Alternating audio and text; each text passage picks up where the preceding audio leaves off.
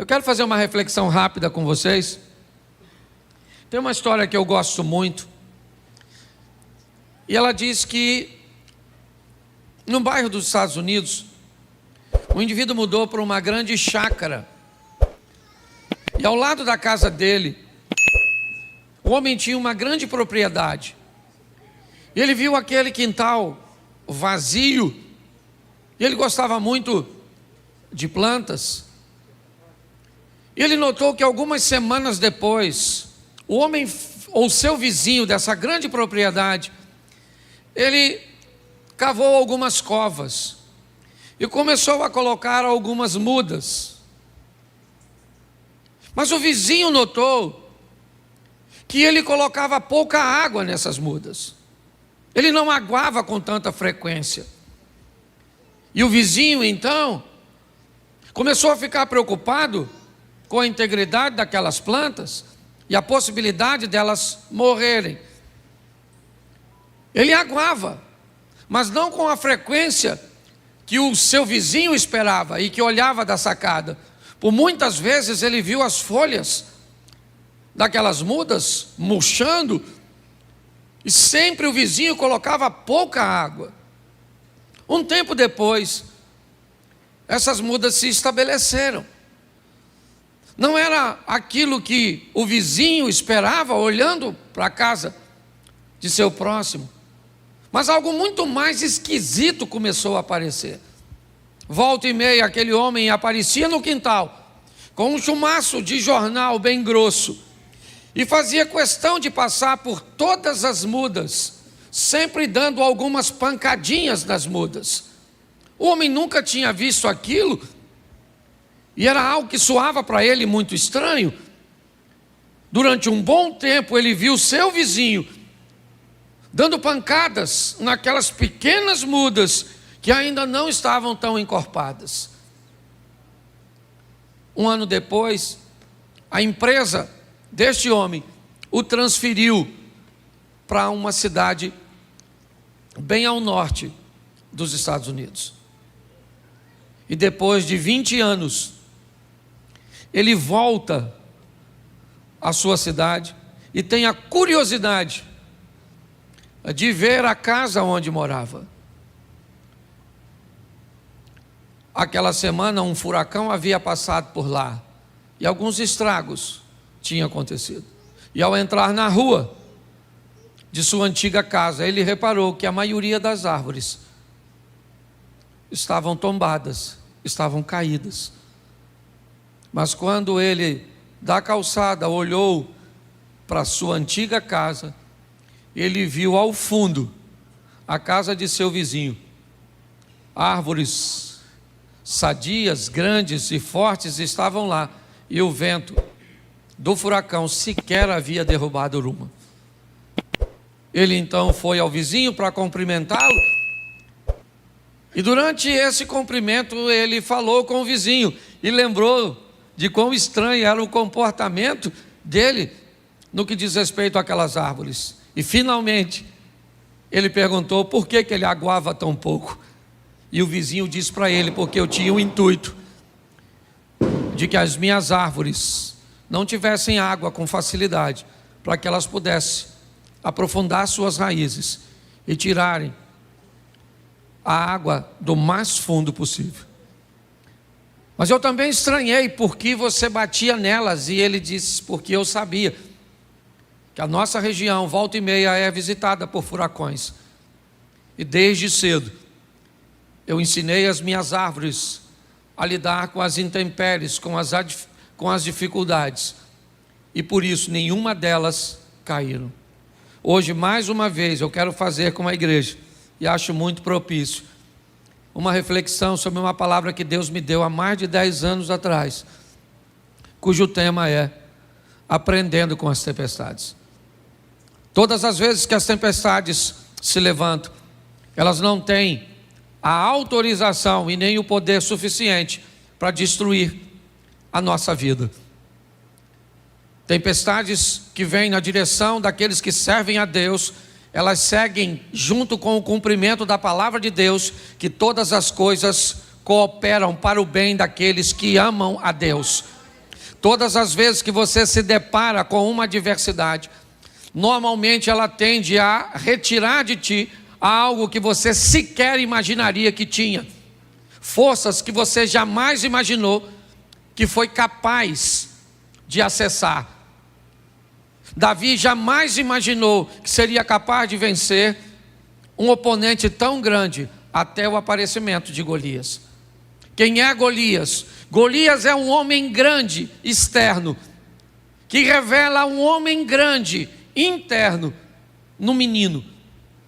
Golias é alguém que faz Davi se lembrar de leão, de ursos, de batalhas passadas, de adversidades anteriores que não venceram.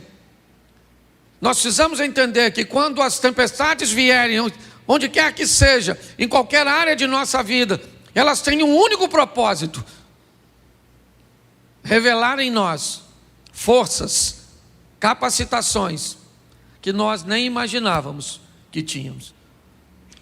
Já ouvi de muita gente dizer: eu jamais imaginei, pastor, que eu conseguiria vencer nesse ambiente.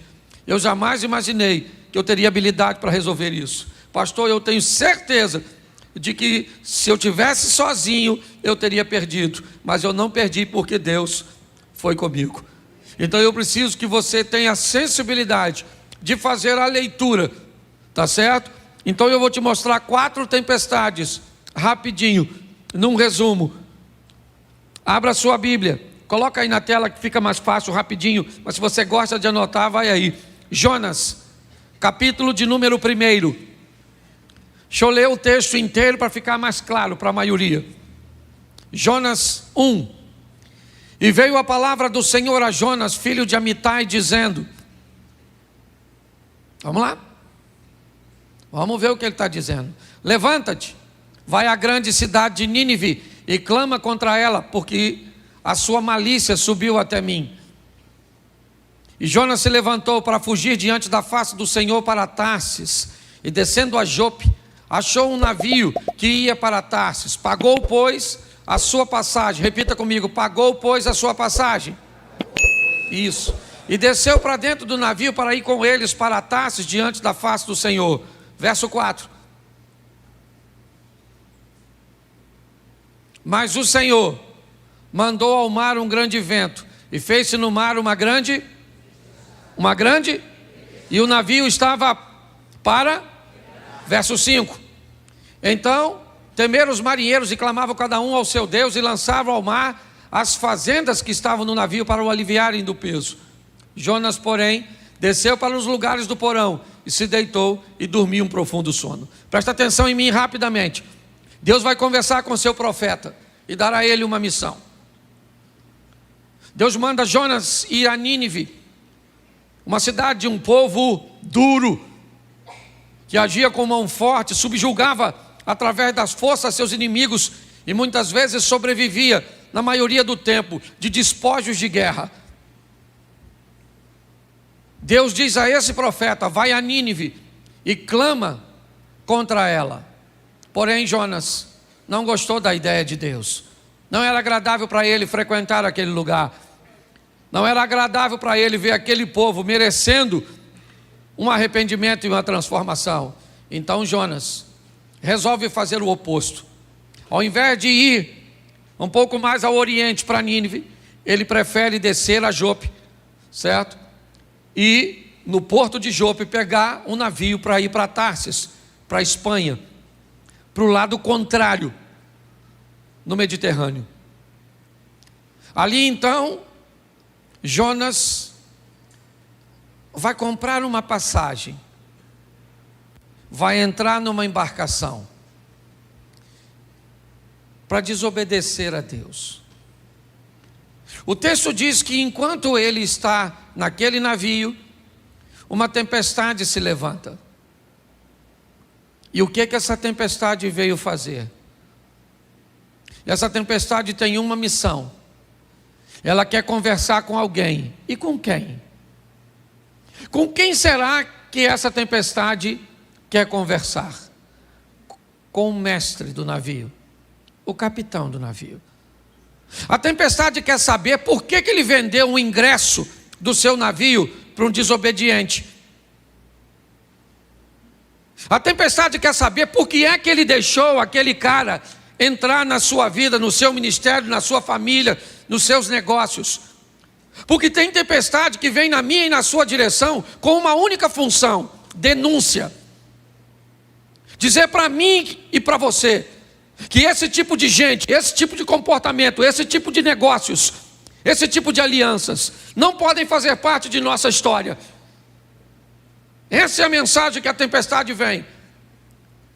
Ela começa a chacoalhar o navio. Todo mundo tem medo. E quem é que está trazendo aquela tempestade? Um desobediente?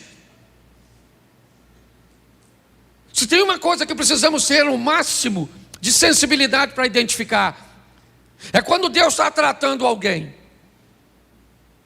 Quando alguém estiver sofrendo, por favor, antes de se meter no sofrimento dos outros, descubra que tem alguém que ama mais essa pessoa do que você. E esse alguém é Deus. Antes de ajudar alguém, pergunte a Deus se é para você fazê-lo. Porque quando você se mete na vida de alguém que Deus quer tratar defendendo a pessoa, você vira o capitão do navio.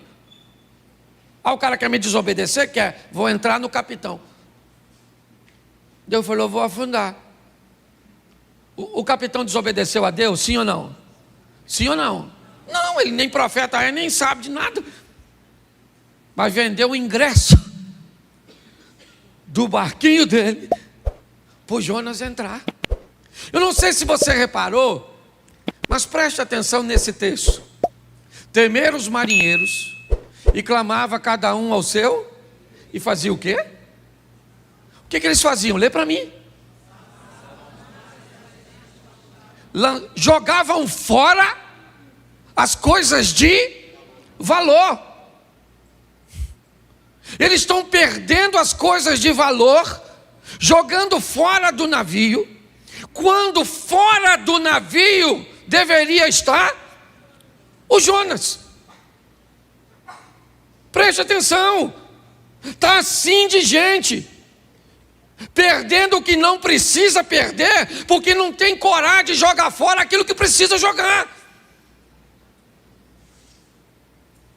Nós precisamos ter a sensibilidade. A tempestade veio. O que ela está querendo? Afundar meu navio? O que é? Será que ela tem o cunho de denúncia? Então o que é? É meu comportamento? Tá bom. O que é? O que está acontecendo para que eu enfrente tudo isso? Eles começam a jogar fora e perdem o que não precisa perder. A tempestade para quando eles jogam a carga fora? Não.